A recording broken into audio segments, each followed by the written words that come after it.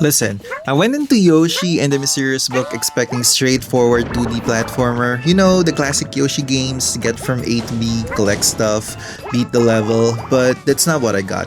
This game is completely different, and honestly, I'm kind of obsessed with it. So this is Yoshi and the Mysterious Book, and it's just dropped on Nintendo Switch 2. It's made by Goodfield, the studio behind Woolly World, Kirby is Epic Yarn, Crafted World, Princess Peach Showtime. These guys know how to make charming, crafted games. And here's the thing, they didn't make another traditional platformer. Instead, they built something experimental. The premise is simple. A mysterious book falls into Yoshi's island and gets amnesia. It doesn't remember its own pages, so Yoshi's like, alright, I'll help you figure this out. And off you go exploring. But the real magic, it's a game built around discovery and exploration. Not linear levels, not reach the goal, just figure out what happens when you interact with stuff. Okay, so here's why this game grabbed me in the first 30 minutes. I was like, wait, this is not the Yoshi game I knew. And then it clicked. Playing this felt exactly like when you first started fusing things to Link's arrow in Tears of the Kingdom. You never know what's going to happen until you try it yourself. The gameplay is smooth, polished, Nintendo quality, no jump, no frustration with controls, and it doesn't feel restrictive. You've got freedom to experiment, and that's the whole point. Yoshi's got a full moveset. You can jump on creatures' head, gobble them up, throw eggs at them, flutter jump, ground pound, and there's this new tail flick mechanic where you can put creatures on Yoshi's back and use them to solve problems and puzzles. Every creature reacts differently. The walking flowers, they bloom plants wherever they go. The rocket creatures with a pointy nose sticks to wood when you throw it. The singing frogs, they literally sing do re mi so you can play melodies like Twinkle Twinkle Little Star. And there's this huge green monster, reminds me of Tefiti from Moana, that swallows things and spit them back out. You use it to reach areas you can't get to normally. The genius part, every creature interaction teaches you something new. The game rewards you for experimenting, for being curious, for trying things just to see what happens. That's not common in games anymore, and that's refreshing as hell. Visually, I love this. The art style is hand-drawn pastel with this watercolor vibe, like something straight out of a children's book. It's gorgeous.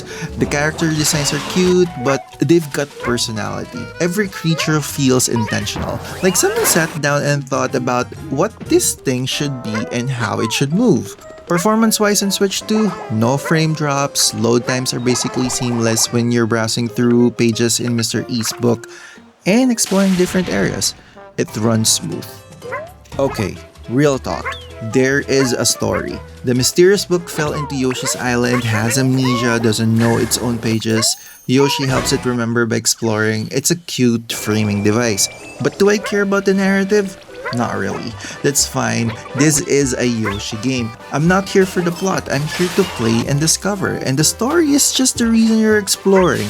The world itself, the creatures, the interactions, the environments, that's what pulls you in. And honestly, that's enough. The best thing about this game, it's the whole ecosystem. The art style, the freedom to test and try different things, learning how creatures interact with the environment, discovering how they react when Yoshi jumps on them, gobbles them up, throw eggs, ground pounds. It all feeds into this one beautiful loop. Experiment, discover, be rewarded for curiosity. That's the core of what makes this game work. Now, the stuff that worried me, I'm 15 hours in at chapter 3 of 6, and I'm honestly worried about the game length. Not because it's short, it's not, but because I'm having so much fun that I don't want it to end. Once I've finished the last chapter, what happens to the excitement? That's my concern. Also, not every creature is created equal. There's this duck-like creature that transforms into an umbrella and lets you glide in the air. Looks cool, but the way it's used in the game, kinda disappointing. It feels like it could have been utilized in a way more creative way. It got potential that wasn't fully realized. Here's the thing, this game is not for everyone. If you love the traditional Mario-style 2D platformers, Yoshi games, if you want structured levels where you reach a goal, go play Yoshi Crafted World. That's the game for you. But if you want something chill, something cozy, a game you can play in short bursts anytime you want without pressure, this is it. This is absolutely the game. I bought it day one and 15 hours in, it's already worth every peso. As a creative person myself, this game feeds that side of me. The art style, the music, the design philosophy, it inspires me. It makes me think differently about how games can work. My final score? 9 out of 10. It's polished, well thought out, colorful, and just fun to play. And Yoshi is very, very adorable.